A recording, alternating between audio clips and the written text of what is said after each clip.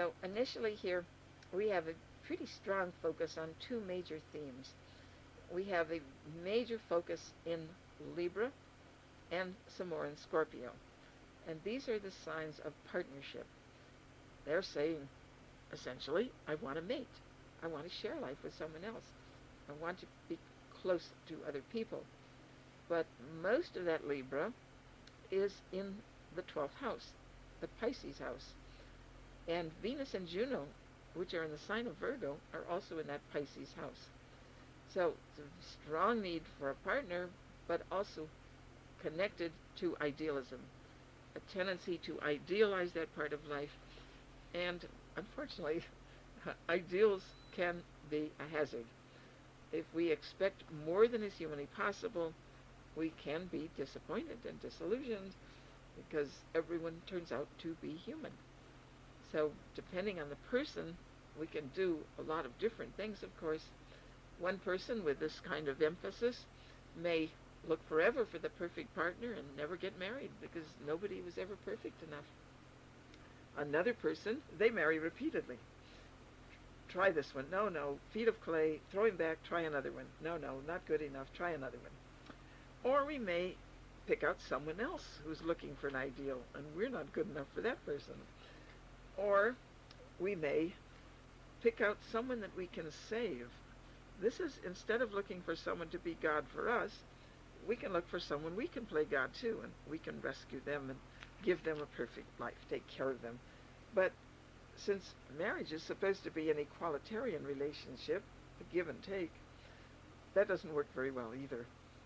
The victim has to get even for that ego put down if someone picks someone who just needs to be saved. So there are a lot of uncomfortable ways to do it. And the positive alternative is, of course, to marry someone who shares our beliefs, our goals, our values, our ideals.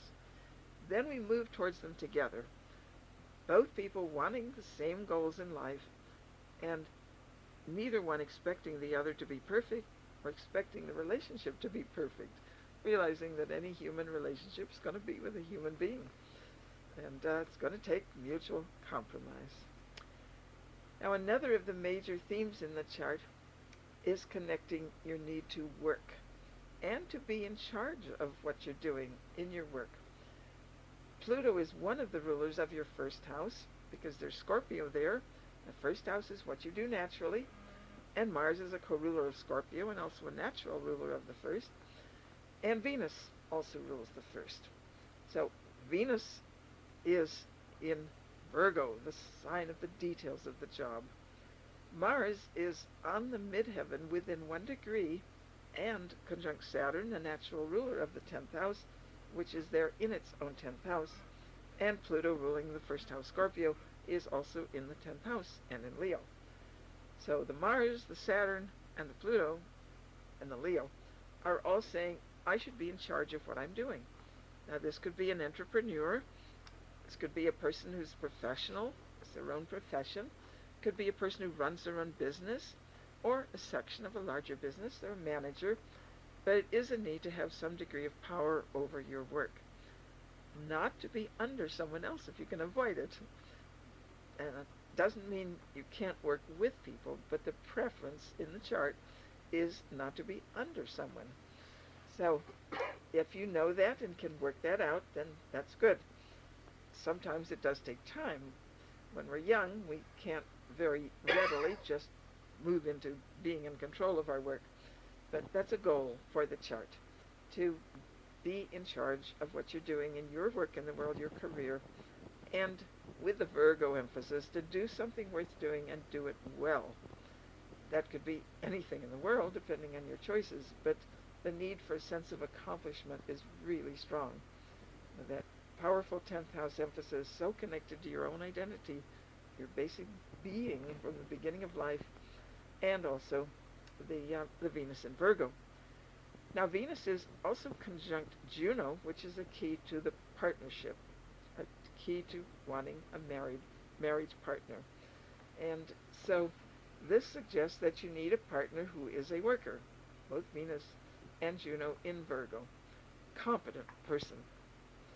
And Pluto in the 10th house repeats that because Pluto is also a key to partner. Mars ruling the 7th house in the 10th house on the midheaven also says that. Uranus, which is in the 8th house, also part of partnership, gives us the desire for an intelligent partner, someone who is verbal, who is able to learn and communicate, and someone who can be an equal, a peer or equalitarian relationship. Uranus is really the key to friends, so it's like a partner who is also like a friend. So there is a need for power in your own work, in your own field of career, but also a working partner, and you could do some activity with other people. Partnership in your work would be definitely possible. And also you need a partner who's bright, able to communicate, and able to treat you as a friend. So these are the major themes that come out when I first look at the chart, and it shows a very high level intelligence. You have Mercury rising in the first house, very identified with the mind, but it's in Scorpio, which is a sign of depth. So a thorough mind, capable mind, good at handling detail, organized, with a good memory, and also psychic ability. Mercury is in a water sign, that's the conscious planet of consciousness, in the sign of the subconscious, where we're open to the world. And Mercury also is trine one of the nodes of the moon, it's sextile the other. And the moon and its nodes are water, again, the subconscious. So the ability is there to be connected and aware of that connection to the wider world. And then your moon is in the 4th house, its own house, in the sign of Aquarius. So that also picks up that openness to the world.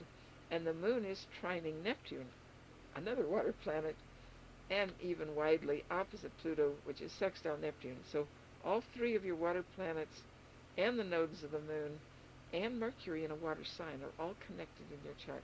So you have natural intuition, psychic openness to other people. Now the moon in Aquarius often suggests someone whose home will be unusual in some way, not standard, not run-of-the-mill. The tendency with Aquarius is to want to go beyond traditional, beyond conventional, to experiment and explore and try something new. And the fact that you have Cancer in the 9th house also fits. Home, sign of Cancer, potentially in other countries, the 9th house.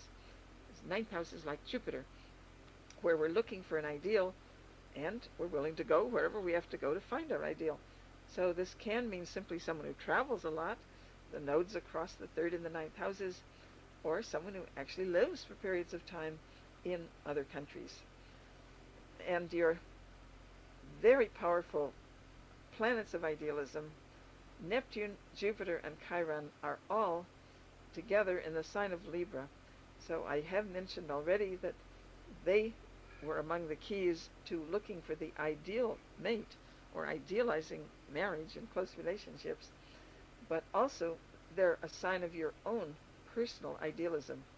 So this is a deeply spiritual chart.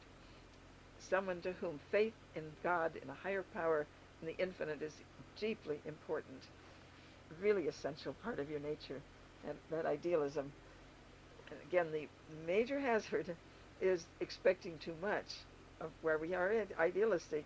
So in this case, not just expecting too much in the partnership area, but of yourself, your own basic identity that you should be perfect and only do the right thing. And since we're always human, none of us ever make it. My favorite motto is I will be God tomorrow. Today it's okay to be human, on the way to perfection, but enjoying the journey, and not waiting till I get there to be happy. So that's pretty essential, that you be able to enjoy the process of moving towards the ideals and not kick yourself because you haven't arrived yet, not expect the impossible of yourself as a human being.